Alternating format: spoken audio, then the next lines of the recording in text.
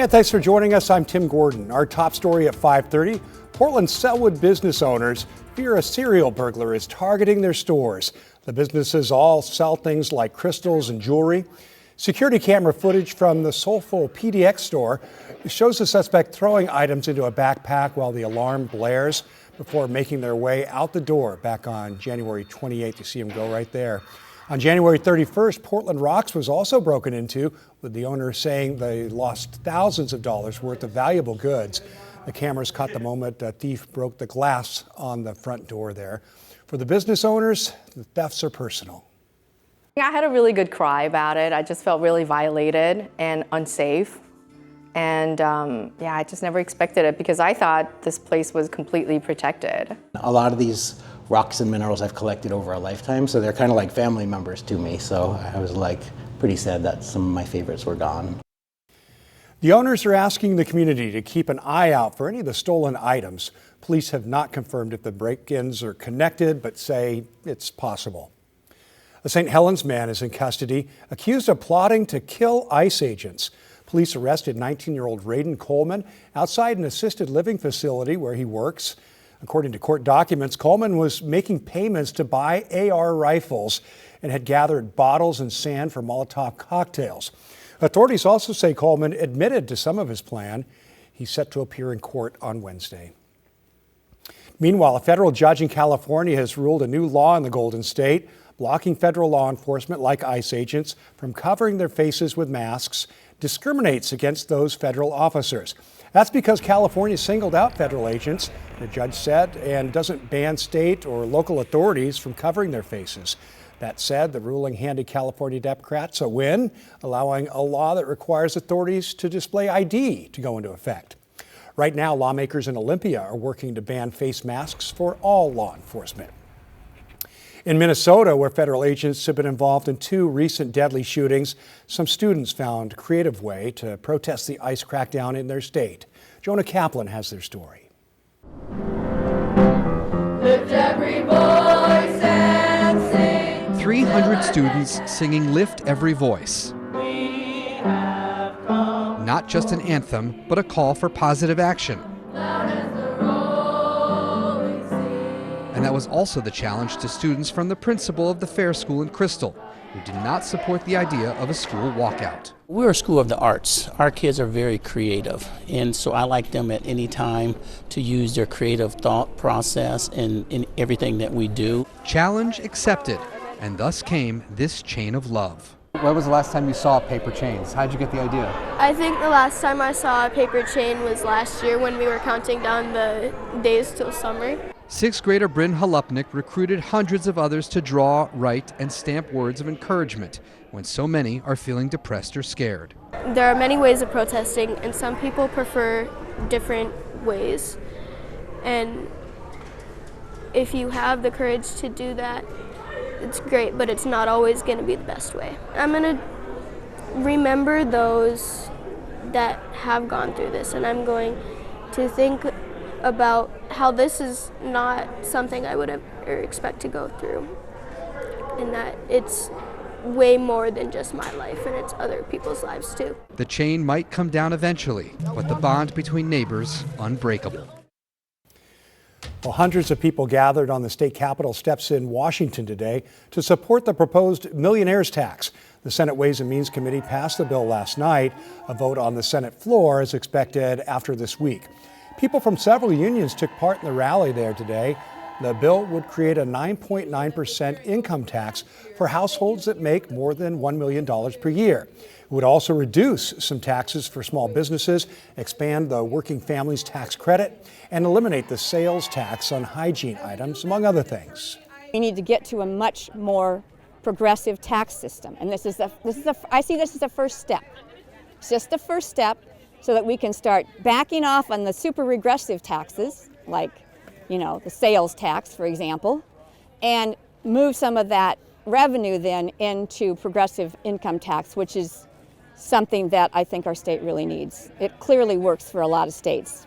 It's not right now. Our system is not working for us. People opposed to the bill shared concerns about an income tax eventually impacting more than just millionaires. The Seattle Seahawks are Super Bowl champions once again, and soon they're going to be celebrating with their fans. Farah Jadron has a preview of the festivities that kick off in Seattle tomorrow morning. We'll probably see a lot of blue and green in the crowd, but we know those official Super Bowl shirts, black and white designs. We'll probably see those out there in the crowds. The crowds were so big in 2014 for that Super Bowl parade that all of Seattle's public transit options had single-day highs. And we're going to see just as big, if not bigger, of a crowd this year. So take a look. This is the sea of blue and green in 2014. The crowd was so massive, the parade actually started about 40 minutes late because the buses carrying players and coaches couldn't reach the staging area near the Space Needle. The crowd of fans was simply too big to get around. Officers patrolling that day have not forgotten. We had about 750,000 people. We're expecting the same, if not more. Here's a look at the 2026 parade route. After a 10 a.m. ceremony inside Lumen Field, the team will get on the parade route starting at 4th and Washington, ending at Seattle Center. If you want to avoid the traffic and massive crowds, stay home or take a break at work, King 5 has you covered. King 5 is the official broadcaster of the Seahawks championship ceremony and parade. You can watch the entire celebration exclusively on King 5 streaming apps and on Kong TV. Our pre-show coverage starts at 9 a.m. That ceremony inside Lumen starts at 10 a.m. If you're going to be out here watching the parade, getting here tonight or Wednesday morning at 6:30 a.m. Wednesday, the barricades along the route are going up. They're expected to stay in place until 4 p.m. Seattle Police says just about any officer they have available on duty will be helping patrol the route and the festivities. Other law enforcement agencies nearby will be pitching in. So pick out your best gear, whether it's the Super Bowl gear or that lucky shirt you've been wearing all season. Come out, support your Hawks, and do it safely. And we'll be providing you a feed of that big parade on kgw-plus as well. Well, Seattle's Super Bowl win has sparked a race to get championship gear. Merch is selling fast across the city, despite long lines and steep prices. At one point yesterday, the line snaked through the entire team store, nearly 100 people long. You see it right there. People just all packed in there. Everyone there was in a good mood, though, and ready to pay big bucks for official team swag, starting at $55 for a hat and $60 for a T-shirt. What's all this stuff? That's a good question. it was worth the money. You got the aftermath of our great win, and I want to be a part of it. I want to spend some money. Well, souvenir retailer Simply Seattle already set a company record for sales, doing 20 times the normal amount of business. Wow. They say they're trying to get everyone, quote, swagged out for the parade. And check this out. This is how Super Bowl winning quarterback Sam Darnold is celebrating the victory. Put him to work. Today he was at the first Raising Cane's in Seattle, serving up chicken for a few lucky fans. I was taking a midterm. Literally, I finished that. It didn't go great, but I look on Instagram and I'm like, oh, dang, Sam Darnold's coming to Cane's. I hurry over, see no one's here, and I'm like, I gotta be there. I love the food. I love Raising Cane's. You know, it is my cheat meal, you know, on the weekends. It's such a great opportunity to be with this brand and have this opportunity as well to spend some time with the fans. There you go. Yeah, Raising Cane's is not officially open for business up there yet. This is a promo event ahead of the grand opening that is next Tuesday. And some local police canines were keeping fans safe at Super Bowl 60. The Multnomah County Sheriff's Office posting this picture of canines Brando and Jackie and their handlers, along with their handlers Deputy Wolf and Officer Barry at the big game. The pair is part of the Sheriff's Transit Union, can usually be found keeping commuters around Portland safe. Hope those guys got to get a peek of the game too. All right, coming up, social media on trial with tech giants accused of putting profits at the expense of kids. A testimony that could put top executives at Meta and Google on the stand. And from Damian Blizzard to keep Portland cleared, they're the latest winners in Portland's snowplow naming contest. Nat, we're going to need those plows this year? I don't know. I like the name Damian Blizzard, though. That is a good one for sure. It's looking less and less likely, but you never know. There's some cooler weather coming our way next week, so I'm saying there's still a chance. I put this on our social, too, lately. I talked about the chances of valley snow. Meanwhile, the Cascades look amazing right now with the fading light. 30 degrees up at Timberline. That's Mount Jefferson. Sun's just gone down at the Oregon coast. We've got one more completely dry day. Then we'll start talking about rain rolling in for the weekend, Tim. The kgw-plus TV app, streaming 24/7. Local news from the team you trust on your time. Track how the weather will impact your day. Certainly becoming increasingly hazardous. Extended, continuous coverage of breaking news, live from the scene. That snowpack is still heavy. Go deeper with in-depth interviews and exclusive reporting. All the local news you need, live or on demand.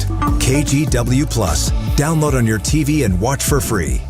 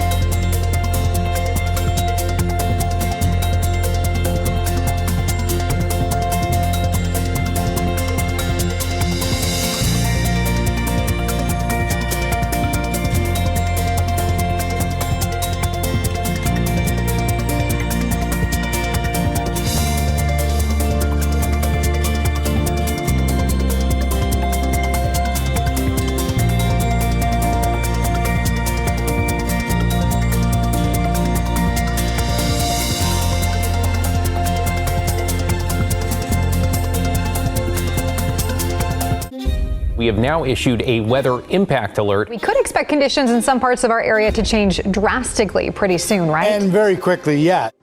This is significant rainfall coming our way. You'll definitely want to be extra cautious. Certainly becoming increasingly hazardous. We've got the potential for some tree limbs or even trees or power lines to come down. Of course, when you hear thunder, it's always best to take cover. On Weather Impact Alert Days, stream extended coverage on kgw-plus. Welcome back. Several significant trials are starting involving social media companies.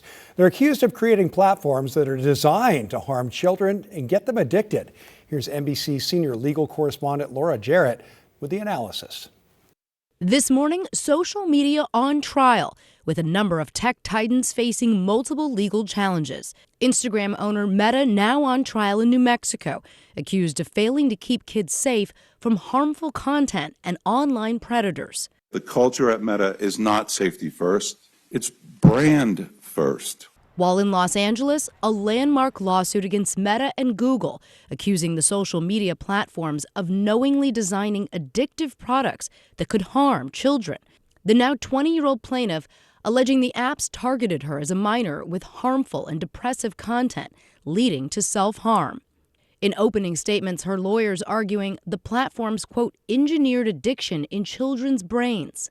This was not an accident. This was not a coincidence. This was a direct result of the design decisions that these companies made to maximize engagement over safety. A Meta spokesperson telling NBC News the company is confident the evidence will show our long-standing commitment to supporting young people, while Google saying providing young people with a safer, healthier experience has always been core to our work. Major tech CEOs, including Facebook creator Mark Zuckerberg, expected to take the stand this month, as well as Instagram head Adam Mosseri, who sat down with Craig last fall. You make your money when folks are scrolling, sometimes doom scrolling. We do make money when people spend more time on Instagram overall, but overall, if it's bad for people to use the app, that has to be bad for our business over the long run. Watching their testimony closely, Lori Schott, who sued after her daughter Anna Lee died by suicide in 2020. Schott says her daughter was a teen who loved the rodeo, but became, quote, animalistic when her parents tried to limit her social media. I want truth, I want accountability, I want change. Well, listen to this. After a public vote last month, 6,000 votes, ranked choice, in case you were curious, Peabot has unveiled its second round of winning snowplow names. And they are: 1, keep Portland cleared. Pretty good. 2, I agree with you, Damian Blizzard is terrific. Yeah, it's great. 3, a sleek car named De-icer. Pretty good. Pink pony plows, number 4. And last but not least, Mrs. Slippy. For Mississippi Slippy Avenue, I guess. Yeah, Okay. I get it. Yeah, I get it. Yeah. Peabot will officially reveal the newly named snowplows in October before they hit the road. Did we have one last year? There was a Plowy McPlowface or something? That was in the running. I like that one. I don't know if it made it or not. Yeah, but I don't know either. Keep Portland Cleared and Damien Blizzard, those are good. Those are really solid. I mean, they're all good, but super fun. But, they may not get much use this winter. We're not done yet, but as we go through February, the odds of it happening drop and drop and drop. I talked about this yesterday, how, remember back in 2022, we had that big snowstorm on April 11th. Yeah, it was so late. Yeah, I mean, that was really weird. So Crazy. We'll see. Given the way this winter has gone so far, I wouldn't be surprised if we get some cold weather later in the winter or in spring. Hey, look at the sunset, Tim. Beautiful. Isn't that great? Yeah. Lincoln City just going off with those scattered high clouds. Really beautiful scene. It's still pretty mild at 51 degrees there. Also a great sunset in the valleys. This is from our Explorer Tualatin Valley Sky Cam out at the Reserve Golf Course in Washington County. It's just fantastic. Nice reflection on the lake there. 54 degrees in the valley still, but temperatures will be dropping rapidly now that the sun has gone down, of course. Scappoose, 58. Vancouver, 57. Portland and Hillsborough, 56. I mean, pretty easy to take. These numbers running about 5 degrees or more above average for this time of the year for our high temperatures. Cooler in Eugene and Roseburg because they had fog. 52 Pendleton, 50 in Prineville and in Bend. And much of the state enjoyed the clear sky. You see that fog patch shrinking now, or as it did during the day. We never had it. We have east winds. They're not too strong, so it's kind of the perfect combination. Enough east wind to keep us from getting fog, but not so much that it's keeping us cold or annoying, right? Scattered high clouds coming up from this weather system in California. There's a couple of them headed that way. So we've got the one that's there now. Then there's that one, which is also going to be dropping on down to the south. So we're going to wait for the moisture to kind of spin north, and this one won't really reach us. It'll reach southern Oregon. Then that moves out of the way. The next one comes into place, and we'll begin to get some showers on Friday as we catch part of that system. You see right here coming in for showers on Friday. Then the bulk of that moves on down to the south. We dry it out for a while on Saturday. Then on Sunday, more moisture spins up. And I think next week we'll begin to see increasing amounts of snow in the Oregon Cascades and the high country of central and eastern Oregon. Then we'll have to watch next week. This is interesting. The models have been hinting at low pressure coming into the southern or central Oregon coast. That often will induce an east wind, keep us cold, and can get our snow levels low. Right now, I don't really see a big threat of valley snow, but, could happen as we go through the weeks ahead. Here's the long-range pattern with our jet stream. You can see the cooler air dropping on down from the north. And this one, especially if that actually ends up coming closer to us, keep in mind, this is for next Monday. So this forecast position may change. But if that gets closer to us, we have a better chance of getting precipitation. Then another one comes over us as we go into late next week. And hopefully that stays the way that will actually be what happens. That would give us a better shot of some mountain snow too. All in all, though, over the next 10 days, includes both of those systems. The models are back on track with giving us somewhere between 10 and 20 inches of snow. I'm not super excited about that yet because the confidence in that far out is not super high, but we'll wait and see. At least there's a chance. 54 degrees right now, freezing level 7,500 feet. On the Oregon coast, it'll be mostly sunny. There'll be areas of morning fog and frost again. Lows will be in the 30s. In the valleys, we're looking at lows in the 30s, even 31 in Corvallis. So again, there may be some frost out there. Be aware of that. Could get slippery on some, sidewalks, that kind of a thing. And you might be scraping your windshield if you have to leave your car outside overnight tonight. And in Portland, sunny. There'll be areas of frost away from East County where it's windy. Winds aren't super strong, though, so I think a lot of people will be scraping windshields tomorrow morning. But a high of 56, 53 on Thursday. Friday, we get showers. Saturday, Valentine's Day, we get showers, but it's not looking as heavy of a rainfall as it did yesterday even. And then dry weather for Sunday, a dry weekend day, which seems to have become a rare commodity for some reason lately before the rain comes back on Monday and into Tuesday. All right, Matt, love it. Thank you. We'll be right back, I think. Yes, we will. Yes, we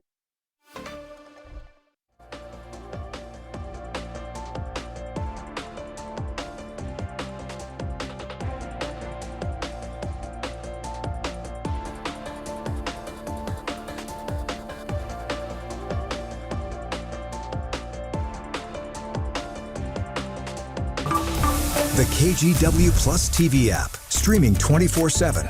Local news from the team you trust on your time. Track how the weather will impact your day. Certainly becoming increasingly hazardous. Extended, continuous coverage of breaking news live from the scene. That snowpack is still heavy. Go deeper with in-depth interviews and exclusive reporting. All the local news you need, live or on demand. kgw-plus. Download on your TV and watch for free.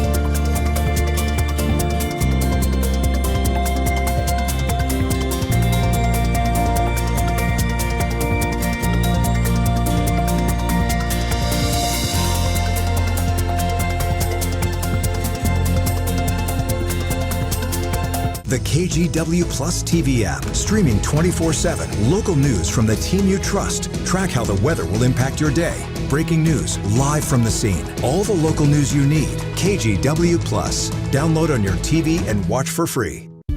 On Weather Impact Alert Days, stay informed, prepared, and connected with KGW and kgw-plus. Coverage that alerts you to what's coming and how it will impact you. Watch extended weather coverage on kgw-plus. Welcome back. In Kelso today, a student art project turns into a real-life creation. How some first graders reacted to seeing what they colored come to life. This is a great story, and Devin Haskins has more. Good morning. Good morning. All right, are we ready to start? Yeah. Okay. At Wallace Elementary in Kelso, let's do our sounds. Teacher Ashley Lowry is a bit of a magician today. Cage, pull it apart, get ready. Transforming these young minds. Good job, friends. Into tomorrow's leaders. I always just have my theme be establish a love of learning. B. Lines become letters. Let me see those letters. Which sounded together form words. All this learning before morning recess. Eyes forward, voices off, walking feet. And as they play outside, they don't realize inside is when all the magic today really happens. Like this. And Micah. Jeffrey. Before winter break, Ashley's Aunt Amy had an idea. What if we created our own hats? So I'd seen the idea and thought, in the middle of winter it'd be a great project. The kids colored their own hat ideas, solid colored stripes. That was just a simple art project to the students. I definitely saw kids who were like really excited about patterns. So you'll see kids that had like a nice repeating pattern. But behind the scenes, Amy had a plan all along. Take those coloring sheets and sew together each hat just as the kids had drawn them. I guess I didn't realize 22 hats was going to take as long as it did, but we managed. With recess over, it was time for the big reveal. Who remembers doing these? Raise your hand if you remember doing that. I do. After reading a book called Extra Yarn, Mrs. Lowry had a surprise. Go to your desk and sit down. I might do a little magic in here. And like any good magician, she never reveals the trick, keeping the magic alive for the students in her class. Let's say magic, magic. Drum roll. Open your drawers. One by one, they opened their drawers to reveal their art project brought to life. Red, orange, yellow, green, and purple. Colors they chose for each stripe. Because those are my favorite colors in the world. And what was in their imagination. It's white because I kind of like white and it's my favorite color. Now in their hands. Yellow, purple, red, orange. And on their heads. I was just thrilled that everybody was so excited and it looked like they're really going to enjoy the efforts. There was a bit of magic today at Wallace Elementary, except there were no tricks. Just a treat for everyone. Hello. They love accessories, so I'm really excited to see these hats bouncing around. I think they'll love it and just that pride, and it's something that they made. In Kelso, Washington, Devin Haskins, KGW News. The KGW-plus TV app, streaming 24/7. Local news from the team you trust on your time. Track how the weather will impact your day. It's certainly becoming increasingly hazardous. Extended, continuous coverage of breaking news live from the scene. That snowpack is still heavy. Go deeper with in-depth interviews and exclusive reporting. All the local news you need, live or on demand. KGW-plus. Download on your TV and watch for free.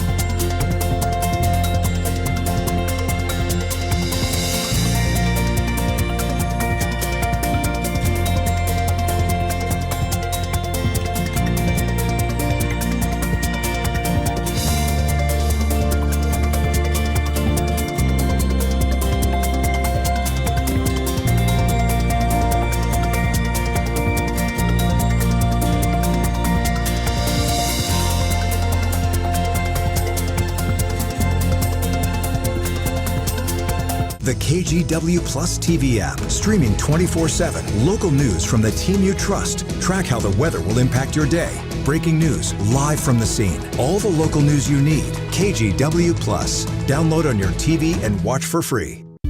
On Weather Impact Alert Days, stay informed, prepared, and connected with KGW and kgw-plus. Coverage that alerts you to what's coming and how it will impact you. Watch extended weather coverage on kgw-plus. And before we go, we want to remind you that the Milan-Cortina Winter Games, the Olympics, are happening right now on KGW and NBC. And here's a look at what's coming up tonight in prime time. It's the men's slopestyle final in free skiing. American Alex Hall looking to defend his title.